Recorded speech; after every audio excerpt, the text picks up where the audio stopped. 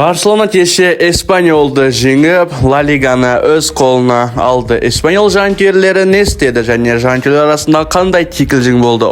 Сол туралы сөйлесетін боламыз және тағы да басқа да ақпараттар жеткіземіз. Сіздер болса біздің арнамызға тіркеліп, лайк басып әрине комментария қалдыруды ұмытпаңыздар. Винченцо Италияның ақыры дегеніне жетті. Болоньяның бас бапкері Италия кубогының финалында Миланды жеңіп, өз карьерасындағы маңызды жетістікке қол жеткізді. Бұған дейін Фиорентинамен бірде 3 рет алтыннан сәл ғана қалып қойған, 2 рет конференция лигасының финалында, 1 рет Италия кубогының финалында жеңіліс тапқан еді. 51 жылдан бергі алғашқы титул осы маусым басталғанда Тиаго Мотта кетті, одан кейін Зиркзе кетті және де Калафиорида кетіп қалған болатын. Енді осы маусымда қиналып қала ма десек, наоборот жақсы ойнап шыға алды. Команда гүлдене бастады. Қазір серияда 7-ші орында тұр және Чемпиондар лигасына жолдама алу мүмкіндігін әлі сақтап отыр. Сондықтан бапкерге уақыт беру керек. Алғашқыда нәтиже болмаса да, егер бапкердің нақты көзқарасы мен жоспары болса, бұл ақырында жемісін береді. Әрине, бапкер ақылға сыймайтын нәрселер жасамайтын болса. Енді бұл сөздерді Ювентустың бапкері Тиаго Мотта және Миланның бапкеріне тиістіріп айтып жатқанында сіздер де түсініп жатқан шығарсыздар енді. Ал жалпы ойын қалай болды? Соған тоқтала кетейік. Финалдың бірінші таймда аса қызық болмады. Болонья прессинг жасап, қарсыласын қысып ұстай тұрды. Милан негізінен қарсы шабуылмен ойнауға тырысты. Бірнеше қауіпті сәттер болды. Тайм соңында Болонья жартылай қорғаушысы Луис Фергюсон бір сәтте мұрнын жарақаттап алып, сонымен қатар сары қағазда алды. Ол Рафаэль Леауды құлап шалуға тырысты және оның аяғы осы жартылай қорғаушыға тиіп кетті. Бұл екінші таймның басында соғылды. Ремо Фрейлер мен Рикардо Арсели тамаша комбинация жасап, доп Де Нойдың аяғына жетті. Ол айып алаң сыртынан қақпаға дәл әрі мықты соққы жасай алды. Бапкер бірден реакция танытты. Милан жаттықтырушысы Серджио Консейсо, Сантьяго Хименес, Кайл Уокер мен Джоа Феличті алаңға шығарды. Ал Италияның командасын қорғанысқа шегіндіріп шабуылды доғарды. Бұл әдетте Болоньяға тән емес, бірақ бұл жолы өте орынды шешім болды. Қорғанысты ұстай алды және жеңіске жетті. Ал Милан клубы енді өкінішке орай жеңілді және команданың бапкері жұмыстан кететін болды. Ал Болоньяның жанкүйерлері болса және Болонья клубын кубоктарымен құттықтап қаламыз. Ал біз болса жаңалықтарды жалғастырайық. Килиан Мбаппе жаңа рекорд орнатты және бұл рекорд жақын арада жаңара қоюы екі талай. Ол Мадридтік Реалдағы дебюттік маусымда ең көп гол соққан ойыншы атанды. Француз шабуылшысының еншісінде аяқталмаған маусымда әлі 40 гол бар. Мұндай көрсеткішке өзі Криштиану Роналдоның өзі де жетпеген. Рун Нистелрой да бар, Карим Бензема да бар. Олардың өзі де жете алмаған. Не деген керемет. Реалда осы бірінші маусымда керемет деңгей көрсетіп жатыр және алтын бутсаны жеңіп алуға мүмкіндігі жоғары қазіргі уақытта. Бұл рекорд 30 жылдан астам уақыт бойы бұзылмаған. Оның алдыңғы иесі Иван Самерено. Ол 1993 жылы 37 гол соққан болатын. Мбаппенің жетістігі оның қаншалықты керемет шабуылшы екенін дәлелдеді. Ол Еуропаның ең ұлы клубтарының бірінде жұлдыз ретінде келді. Сондықтан оған үлкен үміт артылды. Алғашқы кезеңге орай жақсы болмады деді. Ойындары болмады. Чемпиондар лигасында жолы болмады. Ла Лиганы жеңіп алмады. Ешқандай трофей жеңбесе де, осы маусымның өзінде 40-тан астам гол салатыны анық. Енді қазірдің өзінде 40 гол салып жатыр. Бір 45 голға жетіп қалатын шығар. Тағы 2 ойын бар. Алтын бутса енді осы Криштиану Роналдоның орынбасары Килиан Мбаппенің қолында деп ойлаймыз. Ла Лиганың бутсы енді Килианның қолында. Енді бұл Еуропаның бутсына қызығып жатыр ғой. Не деген ойын мынау Килиан Мбаппе. Килиан Мбаппе маған ұнайтын ойыншылардың бірі. Жылдамдығы да бар, соққысы да бар.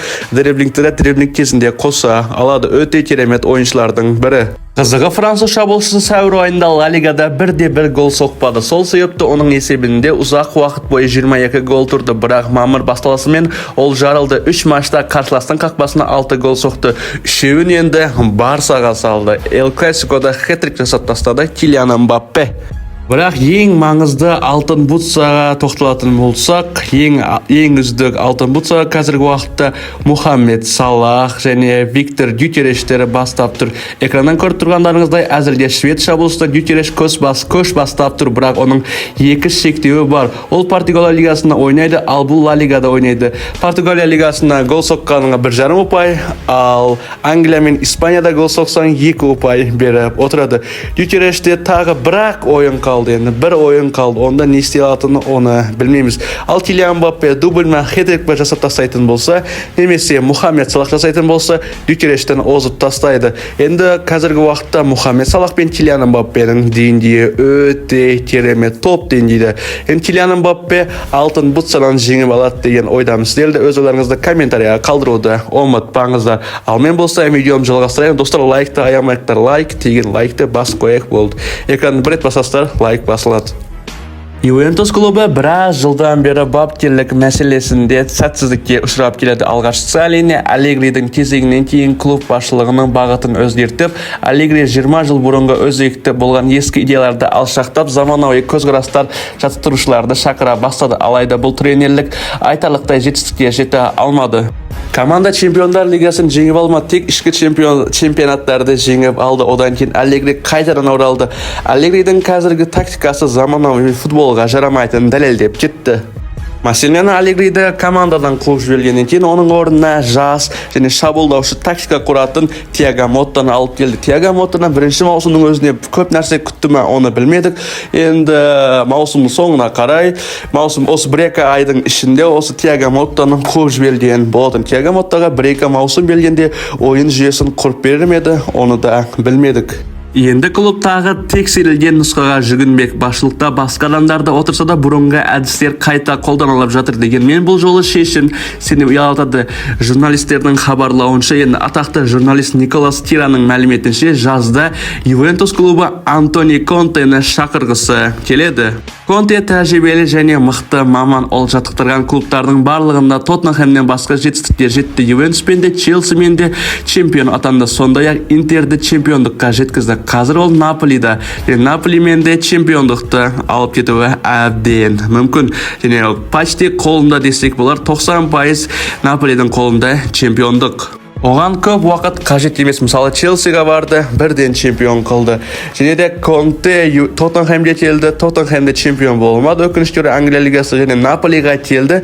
Наполида да бірден чемпион болайын деп жатыр. Бірақ мәселе мынада, қазіргі таңда Конте Наполимен жұмыс істеп жүр. Ендеше чемпиондыққа таласып жатқан командадан бас тартып, әзірге тек Чемпиондар лигасына кіруге үмітті. Ювентуске келуге не итермелеуі мүмкін? Жауап бапкердің трансферлік саясатқа қанағаттанбауында. Дегенмен Наполи басшылығы дұрыс бағыт ұстанғысы келеді. Судаковты алып беремін деді Наполидің басшысы. Ол алып береме, алып бермейме, оны да білмейміз. Наполи клубында енді жақсы тоғыздықтардың бірі болған Виктор Осимхен, оны да көтке тықты десек те болар. Енді Дарвин Нунесті алып беріңдер. Болмай жатса, енді Джонатан Дэвидті алып бере салыңдаршы деп жатыр. Кеза және Кевин Де Брюнелерді келеттен ақпараттарда бар жалпы Наполиге. Ал сіздер Ювентусты Антонио Контені көре аласыздар ма, көре алмайсыздар ма? Өз ойларыңызды әрине комментарийға қалдыруды ұмытпаңыздар. Конте қай жерде барса да чемпион болатыны анық.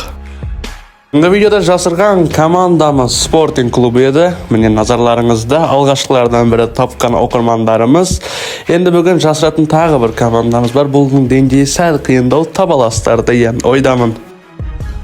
Қорқынышты оқиға Эспаньол мен Барселона арасындағы матч кезінде орын алды.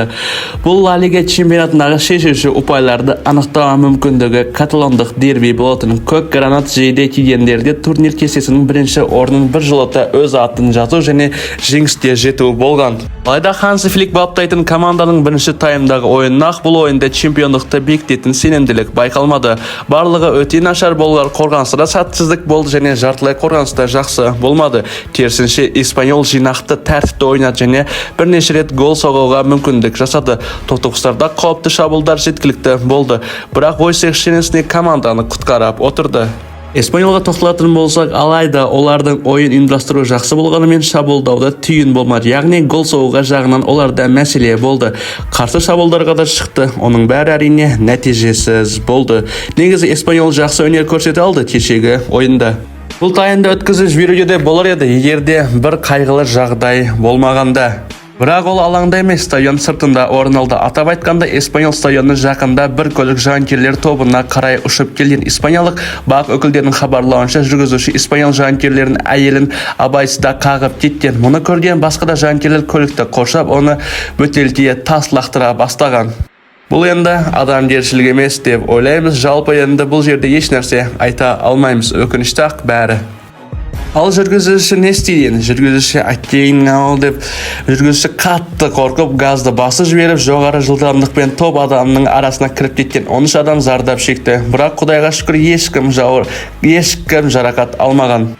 Ойын басталмай қалады немесе кейінде шегеріледі деді. Содан кейін төреші барып полициялармен тездесті, сөйлесті, бола ма, болмай ма деді. Одан кейін полиция рұқсатын бергеннен кейін Espanyolдың алаңында ойын қайтадан басталды.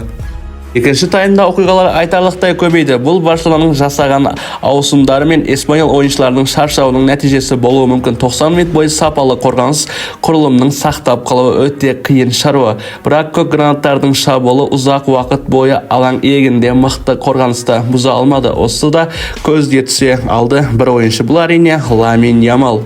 Ламин Ямал өте керемет ойыншы, мақтасаң мақтай берген келеді. 17 жастағы ойыншыда пас та бар, дриблинг та бар, жылдамдық та бар, өте керемет.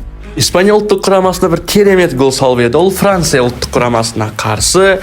Кеше сол голын қайталады десек те болар. Ламин Ямал не деген ойын, мынау күтпеген жерден голдар салатын бала бұл. Ламин Ямал алтын балығы. Мына голын қарасаңыздаршы. Дани Ольманың пасын қабылдап керемет соққы бағыттайды. Мына голды айта алмадым. Мына голға 1-ден 10-ға дейін қанша балл бересіздер? Өз ойларыңызда комментарияға қалдыруды ұмытпаңыздар.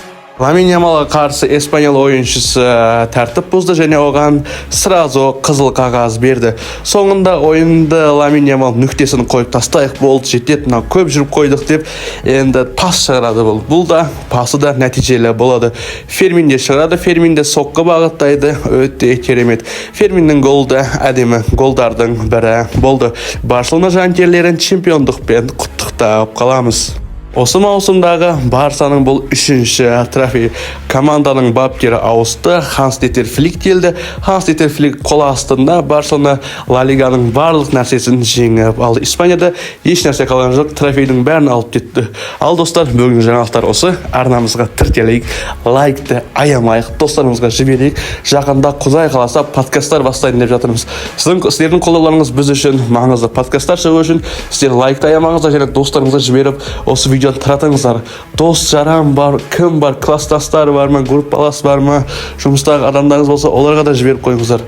Жақын арада Құдай қаласа подкаст шығып қалады.